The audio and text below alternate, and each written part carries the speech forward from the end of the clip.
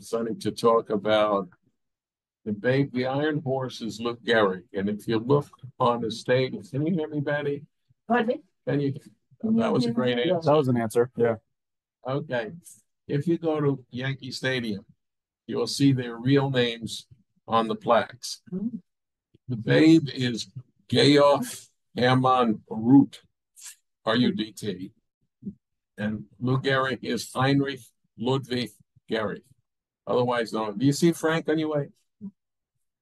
Okay. Well, I started to do this, and I have a few notes, just a few notes to really bore you, but I'm not going to use them. But if you go to New York City, anybody ever see them play stickball? I used to play stickball. Oh, that's right. What is it? Stickball. It's a broomstick and a pink ball, a spalding. Spalding. And how do you start a stickball game? Be the straight man. First, you steal a broom. Then you put the broom through the hole in the sewer and break the end off. And then you put chips on the ball, on a spalding, which is spalding. And if it hits a window, you yell, "Chickie the cops." And you hit the ball 1 sewer, 2 sewers, or 3 sewers.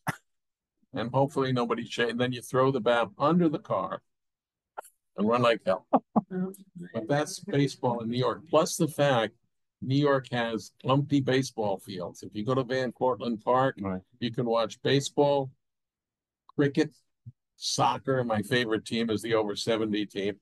And I'm serious. If you go up to Inwood Park, you can watch baseball, which we did, and Irish hurling. So baseball in New York is a way of life because it's unusual because baseball needs more space. That's why basketball is popular too. But baseball was popular before the American Civil War. And people like they're losing 3-2 right now. What's that? The Yankees are losing 3-2. We know that, but it was 3-0. There's always hope. It's 4-2. 4-2. 4-2. Well, they have capacity to catch it. But again, if you look at Yankee Stadium, when I grew up in the Polo Grounds and the Dodgers, all ethnically divided, that's what's connected here. Babe Ruth and Lou Gehrig suffered from terrible racism, and that is one of the problems they had with going on. They were bullied to the point that they'd start fistfights because of the names they were called. So, but New York was the Dodgers, the Giants. What do I hit? Spacebar. Spacebar. Yeah, that should work fine. There you go. This is the problem. If you look at these people, you may write, these are the German ethnic slurs.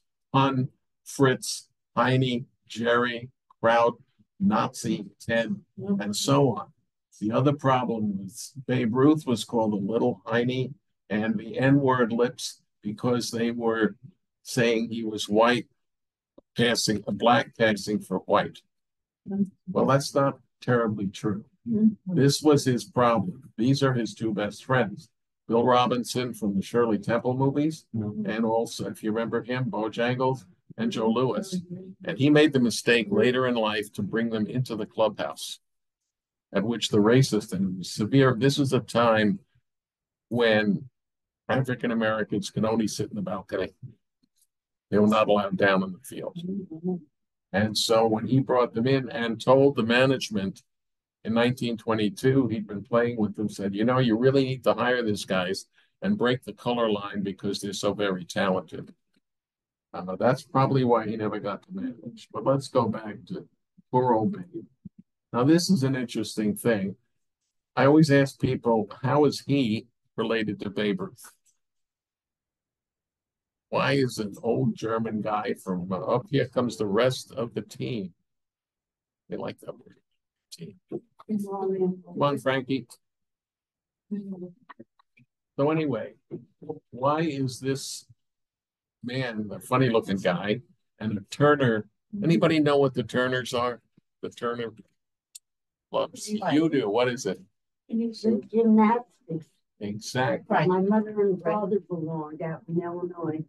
Well, this is the, I think he sits in his wheeler. These are in Baltimore, the Turners in Baltimore. which before the Civil War, they were formed down in Baltimore, and then they turned into a Civil War unit, actually fighting for them. This guy's name. Okay. Good man.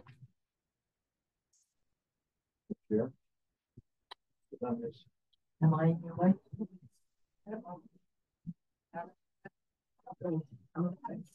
Anyway, this man, Pius Schumberger, is born 1830 in Mulhausen, Wieslach, Germany, came in 1845 to Baltimore, to this neighborhood, which this is Mulhausen. This is the Turner Club in Baltimore. And Pius Schumberger is Babe Ruth's grandfather. And for that reason, I think that Babe Ruth, can you hear me better? I think so. I can go back further. It was his grandfather. And for that reason, I believe one of the issues Babe Ruth had is that he spoke primarily German as a child and no English. As a result, he was a big kid, he was bullied, and the parents had problems. Mama Ruth had 8 children, of which 2 lived. And she ran away and took off, and Papa, his father, I think is here. And baseball was a different game. It was a rough, tough existence, particularly even in his neighborhood. But he was a particularly gifted athlete, and he was huge. We'll talk about that in a minute. It was such a, that's Jim Thorpe up there playing professional baseball. Look at how his hands are on the bat, how different. This is my favorite ball player, Death to Flying Things, Ferguson. He is about 1880s, and this is the Brooklyn Atlantics in 1860. So organized ball, but this is George Herman Ruth.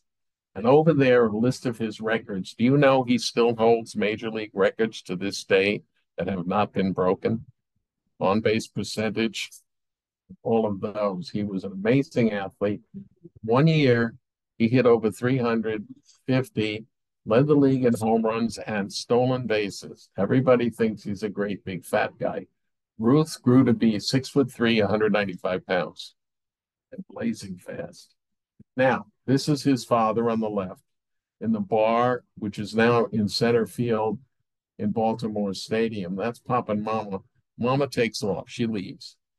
The kid is running the streets. And of course, the legend they built around him, he was drinking, smoking cigars. Later in life, he bought this bar. And remember, ball players do not get paid during the winter. He bought the bar for his father, and he's there tending the bar. Something he could do quite well. Anyway, his father put him in St. Mary's Boys' School.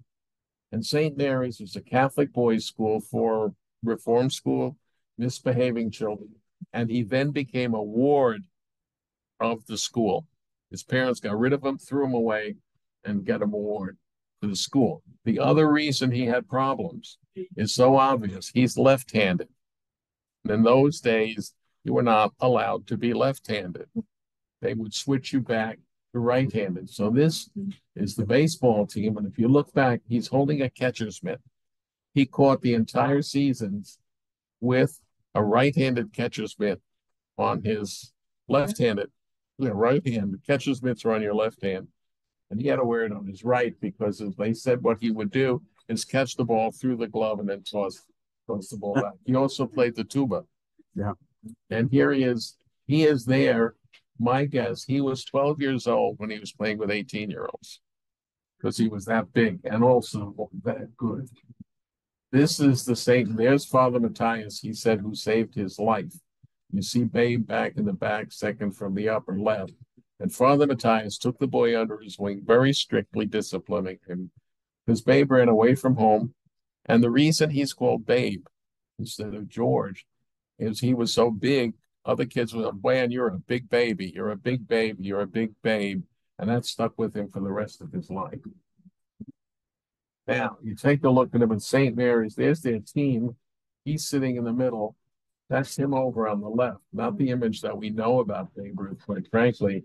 And to me, every time I look at one of these pictures, no matter what, he looks so sad. He never left that home until he was 19 years old. And then he went right to the major leagues with $1,000 a month in his pocket. It's not a good thing. This is him as a catcher, and you can see the glove in the wrong hand and the catcher thing. You can see how many people, though, in the back came to watch St. Mary's games. And they were the American League champions, Boston Red Sox. He was signed almost immediately by the Red Sox. He spent, I think, 1 year in the minor leagues, but the producer of No No Nanette was the owner of the Red Sox. He kept failing at Broadway shows and losing money, so he started to sell players off. And Ruth, there he is as the Red Sox, again looking very worried, very upset, and very tired. There's the Red Sox championship team, and notice something too. It says Red Sox on his front. The Yankees uniforms have nothing on their front. No emblem, and we'll look at that. He was a left-handed pitcher and a very good one, holding. He was a pitcher holding records in the World Series. The problem was he was a good hitter. So the manager and owner of the Red Sox would put him out in left field when he wasn't pitching. And pitching, he also played, in addition to left field, he played catcher, third base, and first base, and pitched. And he won 1 year, he won 19 games. And in those years, there were no relief pitchers. He pitched 16 innings, one game. Another game, the starting pitcher got knocked out. After 3 innings, he pitched another 9. So it was not, again, what we know now. And there he is when he got traded to the Yankees in 1920. He didn't get traded, he got sold, which you could do in those days, and he wanted more money. And he held out, and he got them more money. He was a big draw because he hit the ball forever. He was hitting. Now, the major league record, which Aaron Judge just broke, of 62 home runs. Back then, 1920, the major league record was 14. He's a baseball fan. And then Ruth broke it with 17. Then he broke it with 20 and kept moving up. Now, the big conflict was Ty Cobb hated him because he said, this is not baseball. You don't hit the ball out of the park, you hit singles. You hold your hand on the bat a distance apart so you can control the ball. He and Cobb did not get along. This is his official New York posture, as you see the photograph, right? Mm-hmm. Notice nothing on his shirt. Oh, yeah. The Yankees had nothing on their shirt. The famous emblem comes later. This is Babe Ruth stealing home. You believe that? And again, the image we have is this big fat guy hitting long balls. End of his career, sadly enough, at the end of his career, he wanted to manage. They would not allow him to manage. They wanted nothing to do with that. So he got traded to the Boston Braves. When he played for 1 year, he was at the end of his career. He couldn't hit anymore, particularly. However, second game for the Boston Braves, he hit 3 home runs out of the ballpark. So he had this swing that nobody could seem to duplicate. Now, the one problem Babe had, in addition to drinking beer, was he loved the ladies. Wherever there were showgirls, there was the Babe, all over New York. And he had so much money now, he could do stuff with it. And you can see him there. And you wonder, these are showgirls, one of his favorite chases. But at age 19, he marries 16-year-old Helen, Ruth. Now, this is a sad story, too. She eventually dies in a fire. But what had happened, he was womanizing so much and chasing women that she left him. This little girl is his daughter, but not hers. That was a mistress of his who gave birth to Dorothy Ruth. He eventually adopted her too.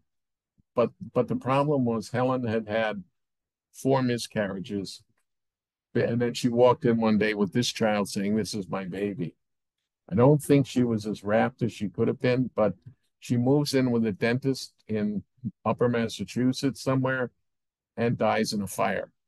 Now, the thing was, she had taken sleeping pills, so she never woke up and she died of smoke inhalation. But again, as we were talking earlier, Frank, you know what the newspapers did with that?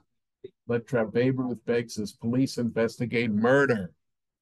They said either Babe or her husband murdered her. Well, actually, when they did the fire, they found an electric wire had caused the fire. And then Ruth went to the funeral, and they said, no matter, it was a 7-minute funeral. And he stood there sobbing for 7 minutes. When they buried her, he stood at the edge of the grave and broke down completely.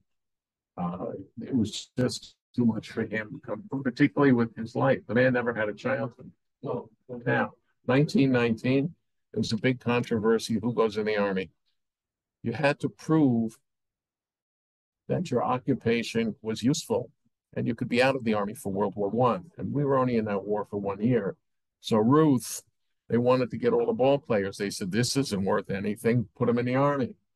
So Ruth finally, in 1919 or so, toward the end, enlisted as a private in the army. And he did pretty much social work for,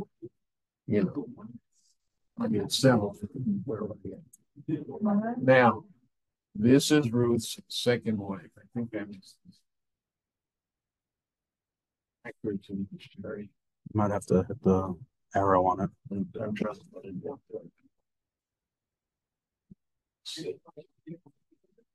There you go. You got it. It's a foreign computer, it has a different arrow. Anyway, he then marries later Claire married Ruth and remained married for his whole life. Guess what she did for a living? She was a showgirl. And this is them playing golf. She had a daughter. She adopted his other daughter, and those are two daughters today, Julia and Dorothy. And I have had email back and forth with the great-granddaughter, and they now want Babe Ruth's number 3 retired across all of baseball because of his contributions. No, Jackie Robinson's got that. Not again. When was he born? What? When was he born? 1895. 1895. Yeah. Same as my father. There you go. There you go. Well, he didn't live as long as you are. This is Mama Ruth waving at the ball game, and they brought her to Yankee Stadium every year till she died in 1975. Now, let's take a look at Live Like Lou. Now, he's a great story and sad one, too. He grew up on 57th Street in Manhattan. And when my Uncle Carl was a 7th grader at going into Commerce High School, he was a senior. Lou Gehrig in New York City led his school, the High School of Commerce, to the city soccer championship, football championship, basketball championship, and baseball championship. That's how good he was. And again, he was a big 6'2". Ruth is 6'3". Everybody else is about 5'8". And they made fun of him. Why? His parents didn't speak English. Again, the same theme. And the sad story is his mother comes from Bavaria, meets the old man over here in probably Schutzen Park in Jersey City. And his father was a hopeless alcoholic who could never hold a job. He worked at Columbia University. His mother was a cook for a fraternity house, and the father was the custodian. However, mother believed that all little German boys wear short pants to school. He's in high school, 6'2", with short pants. And all the other boys would be all over him saying, oh, you big dumb Heine, you big dumb crowd, because of the anti-World War I sentiment in New York City. So what he did, he got a part-time job, earned enough money to get a secret pair of pants. And he'd leave the house, go hide somewhere, and put on long pants and go to school. Now, this is him playing football, Columbia Lou, they could call him. And yes, they did wear helmets, but not much of one. And he, too, holds an immense number of records in the major leagues, even to this day. First of all, the Iron Horse record was just broken, and that's his buddy, Babe Ruth, to him. And they were very, very close friends till his mother got into the act. And she told Ruth that she felt that his wife's daughter was getting preference over Ruth's daughter. And Ruth told her very gently, why don't you mind your own goddamn business? And then Lou stopped talking to him until the end of both their lives when they did make up again. This is the two of them. Now we have New York on the chest, but just in the away games. And this is Lou Gehrig, and this is Hank Greenberg. You talk about racism and discrimination in baseball. Hank Greenberg is Jewish. He played for the Detroit Tigers. He was close to the home run record of 58. So instead of letting him break it, every major league team walked him every time he came up.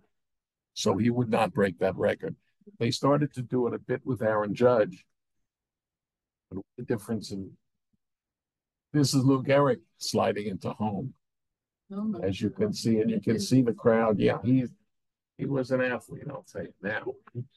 This is the stereo optic and three-dimensional slide of Lou Gehrig. And he was known eventually as the Iron Horse. You see him on the left playing for Columbia, and here's Ruth hugging his buddy before they got a pro. And this is a all-star team. This is Ruth. This is Chris Speaker, Gehrig, and Ty Cobb. When they went out to the all-star game, Cobb turned around and said, I'm not rooming with that N-word. Keep him away from me, insisting that Ruth was black. Well, if you know anything, and you're a South German, he's from way down South Germany. They have dark skin, dark hair, dark eyes. Northern Italy is blonde and blue-eyed, pretty much the same thing, but he was really... Now, the two of them decide to raise money for charity. They were phenomenal at raising money, and they formed two teams, the Buston Babes and the LaRupin Loos, and they toured the country raising money for themselves and for charities. Unfortunately, Ruth got suspended for it because the money wasn't coming to the owner of the club, Rupert. By the way, Jake Rupert was second generation German American, but he called Ruth Woot. He had a thick German accent, though he's born and raised here. But he'd say, Ruth, R-U-D-T. So the one thing about Babe Ruth that everybody remembers out here is the kids. And I met people in their 80s now who remember them when he was a child, when they were a child. And his big thing was, bring me the kids. They would pull up, and I'll show you where they did. Big black car would pull up, and Ruth would get out and buy every kid ice cream, and then organize a baseball game, no matter where he went. And I picked up some stories from other people that up in Bloomingdale, New Jersey here, he was driving by a junior high school, a junior high up there, and he saw them in raggedy uniforms. The next day, they had new uniforms delivered to the door. They put them on. They were playing a ball game. Who do you think shows up and sits in the stands but Babe Ruth? And he did that lots of places, people who are down and out, but particularly the kids. And if you look at them, there he is. He always signed autographs, never turned any away. He was dying on his deathbed in Sloan Kettering. He was the first man to take radiation and chemo at the same time. He asked the nurse for a pack of cards, index cards, and he lay there signing them. She, what do you want me to do with it? He'd go downstairs and give them to the kids. And that was at the end of his life. And to me, wow. This is him with some more showing a kid how to slide. There were so many pictures out there that have never been published. And the reason they've never been published was the Yankees can't get their hands on him. His family still has an agent, and they're not giving him up to the Yankees because they don't feel that the Yankees treated him well at the end of his life, which probably they didn't. Held him up on contracts, wouldn't let him manage, wouldn't let him coach because they were so afraid of what he might do. I think. Now, today's Yankee got the same deal going for him, Aaron Judge, with the kids. I never saw him, and we saw him up in the Rail Riders, never saw him turn down an autograph to a kid, ever. And look at this. I think this is the little boy that burst into tears. He always wanted to meet Aaron Judge. I don't remember what the occasion. And when he came up to him, he just burst into tears. He had it. But Judge, too. Now, the face of the Yankees on a mural is they wanted to honor the African American Yankees, and they put Judge up on the wall. And great Yankees. Ruth isn't there. And when they asked Ruth, Aaron Judge, yes, he admits he's half black and half white. And they said, well, what does that mean? He said, I'm adopted. My parents love me. Let's go on. He just blows it off, which I think is a great idea. Both he and Stan's half Irish, and Ruth, either Judge doesn't know what he is.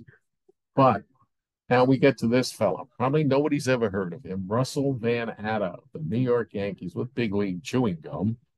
He's a left-handed pitcher, and he's Ruth's buddy. Where does he live? Lake Mohawk here in Sparta.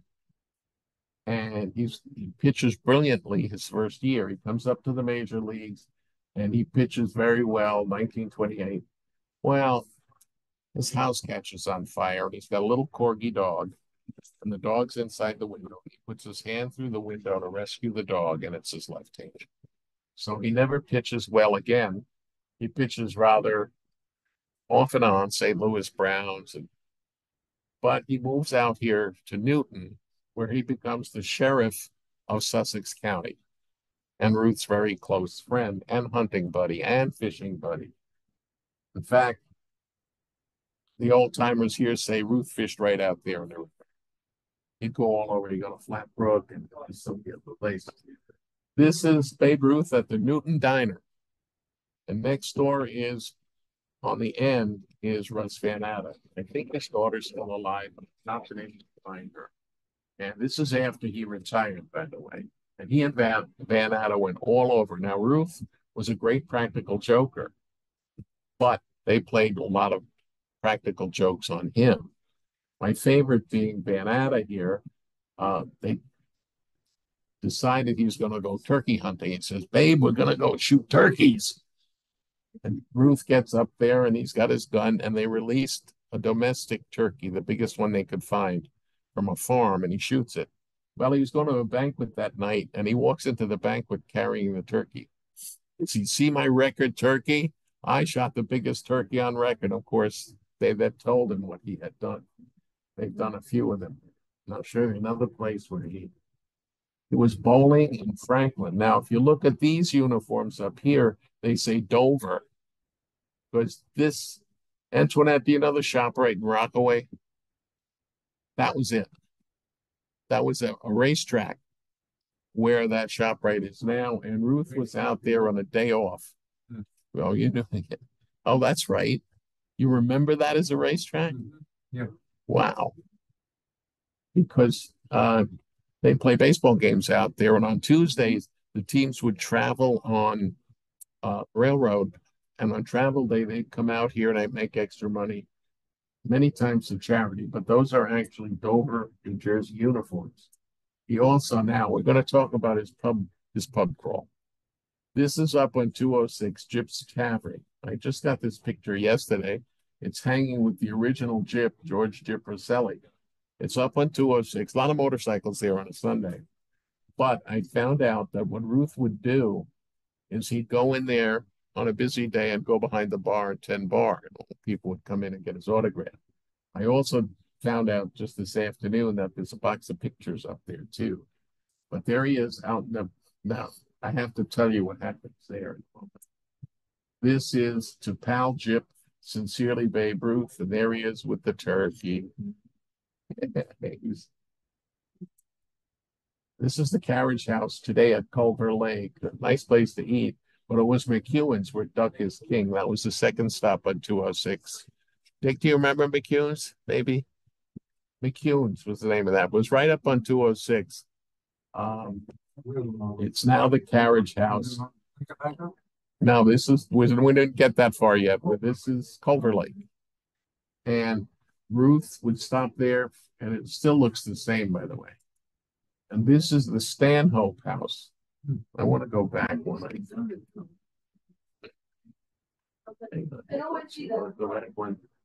have to go back more than one. You're going too far. Am I going back or forward? You're going forward. Shoot. There you go. It's the Stanhope house as it is today. Back in Ruth's day, the Stanhope House, downtown Stanhope, was next to the Franklin House, which is today the town hall in Stanhope. The first thing he'd do was pull his car up, get out, buy the kids ice cream, then go behind the Franklin House hotel and start a baseball game. He did the same thing in Newton behind the Cochran House, and That's still here? the Cochran House is there in Stanhope. No. Oh yeah, Yeah. you can go there and listen to whatever kind of music they happen to have. Yeah, the hotel is not. Lakeside Hotel in Greenwood Lake is where he would stay up there, where he'd hunt and fish, and he also would belong to the Hercules Rod and Gun Club, which was sponsored by. Remember the Hercules plant that blew up? That was it. Hercules? Yeah, I lived right out Plastic. yeah. Well, anyway, he would fish in the Flatbrook. This is the Cross Keys in Andover today. Yep. Behind it was a theater. Oh. And Ruth would stay there. Now, what he'd like to do here with the owner was hunt raccoons. So he'd go out and hunt raccoons up around here, but he liked to eat them, which is kind of weird. But what they did is they never let him have live ammunition. They filled his guns with blanks because he'd be drinking a couple and they were kind of afraid it was going to happen. So they always tell the story that the next day he said, I missed everything. And I said, well, he didn't have any bullets. He thought that was funny. This is the Stanhope House as it was in his day, and that's the Franklin Hotel, which is literally down the street from it now. And he would stay there. Then he'd move on.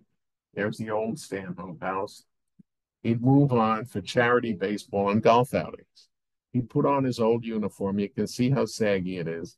Van Atta would throw a couple of baseballs. He'd hit them, and he'd sign them for the kids. He did the same thing with golf outings. This one's in Lake Hopatcong, where he had a boat. And he also stayed, I can't find Herman Gertie's and the old Heidelberg, the Demorest Lodge, and the New Continental. I don't know where they are anymore. He had a boat on Gregstock, and if you look up there, the Lakeside Hotel, of course, with a couple of young ladies on his arm. Now, this is a very interesting and a very sad note. In 1943, Dorothy Armstrong was sent to Germany as a reporter.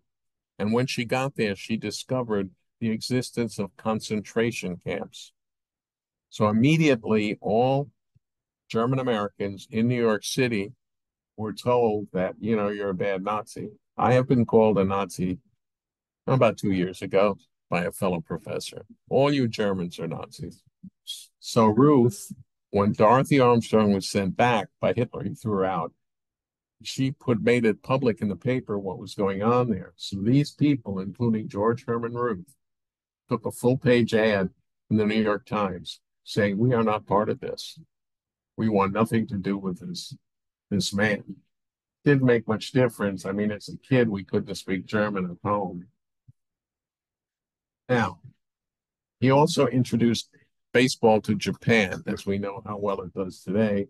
He went to Japan with Gehrig at one point, and he got in trouble. He got suspended for this too, because there was no money coming forth. Now, in those days, baseball players didn't make a lot of money in the off season. If you remember, Roger Maris sold beer. Phil and Yogi had a bowling alley out on Route 3, and Rizzuto used to work in a clothing store. So Ruth went to Japan, and again, here he is with the kids.